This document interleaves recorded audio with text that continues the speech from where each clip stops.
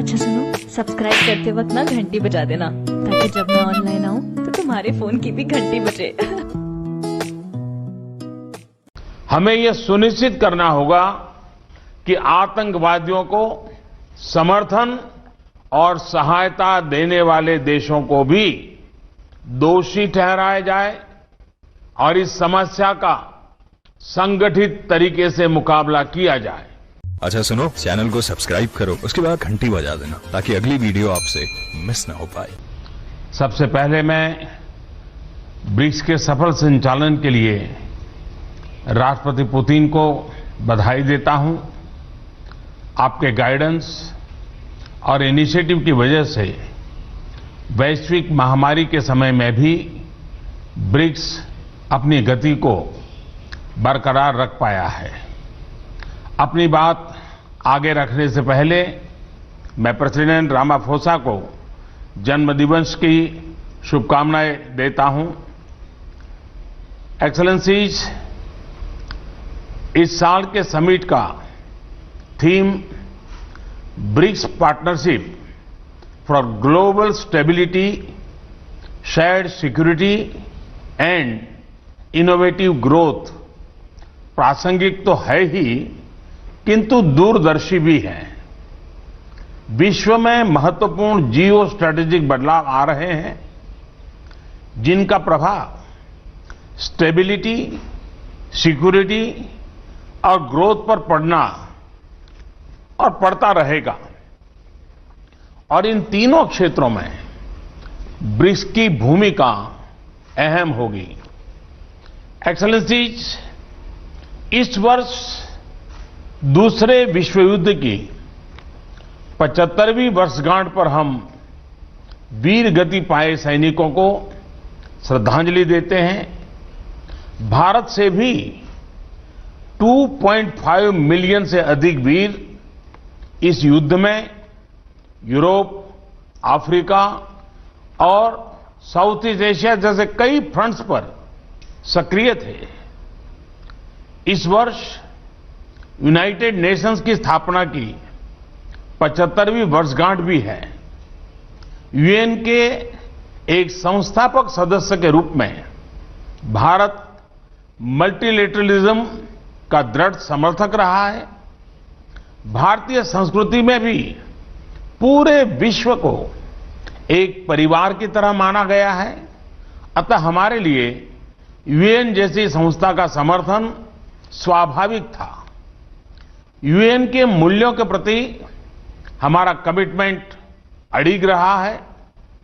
Peace keeping operations में सबसे अधिक वीर सैनिक भारत ने ही खोए हैं, किंतु आज मल्टीलेटरल सिस्टम एक संकट के दौर से गुजर रहा है। ग्लोबल गवर्नेंस के संस्थानों की क्रेडिबिलिटी और इफेक्टिवनेस दोनों पर ही सवाल उठ रहे हैं।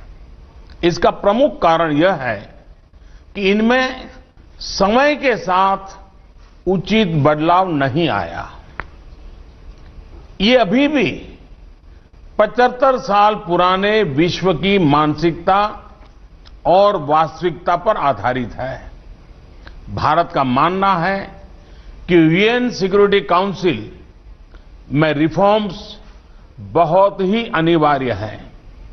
इस विषय पर हमें अपने ब्रिक्स पार्टनर्स के समर्थन की अपेक्षा है।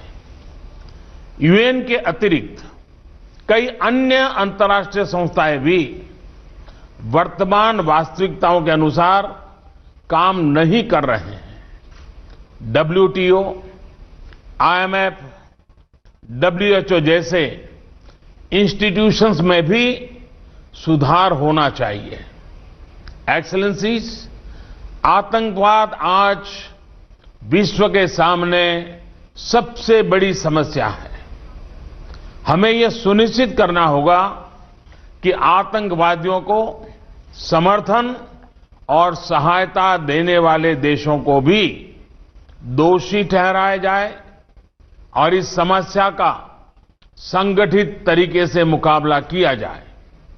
हमें खुशी है कि रूस की अध्यक्षता के दौरान ब्रिक्स काउंटर टेररिज्म स्ट्रेटेजी को अंतिम रूप दे दिया गया है। यह एक महत्वपूर्ण उपलब्धि है और भारत इस कार्य को अपनी अध्यक्षता के दौरान और आगे बढ़ाएगा। एक्सेलेंसी, कोविड के बाद की वैश्विक रिकवरी में ब्रिक्स इकोनॉमीज की अहम भूमिका होगी। हमारे बीच विश्व की 42%, 42% से अधिक आबादी बसती है और हमारे देश ग्लोबल इकोनॉमी के मुख्य इंजन में से है। ब्रिक्स देशों के बीच आपसी व्यापार बढ़ाने का बहुत स्कोप है।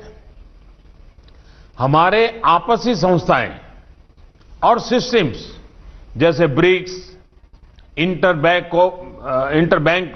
Cooperation mechanism, new development bank, contingent reserve arrangement और कस्टम्स कोऑपरेशन आदि भी वैश्विक रिकवरी में हमारे योगदान को इफेक्टिव बना सकते हैं। भारत में हमने आत्मनिर्भर भारत अभियान के तहत एक व्यापक रिफॉर्म प्रोसेस शुरू किया है। यह कैंपेन इस विषय पर आधारित है कि एक सेल्फ रिलायंट और रेजिलिएंट भारत पोस्ट कोविड अर्थव्यवस्था के लिए फोर्स मल्टीप्लायर हो सकता है और ग्लोबल वैल्यू चेन्स में एक मजबूत योगदान दे सकता है। इसका उदाहरण हमने कोविड के दौरान भी देखा, जब भारतीय फार्मा उद्योग की क्षमता के कारण हम 150 से अधिक देशों को आवश्यक दवाइयां भेज पाए। जैसा मैंने पहले भी कहा है, हमारी वैक्सीन उत्पादन और डिलीवरी क्षमता भी इस तरह मानवता के हित में काम आएगी।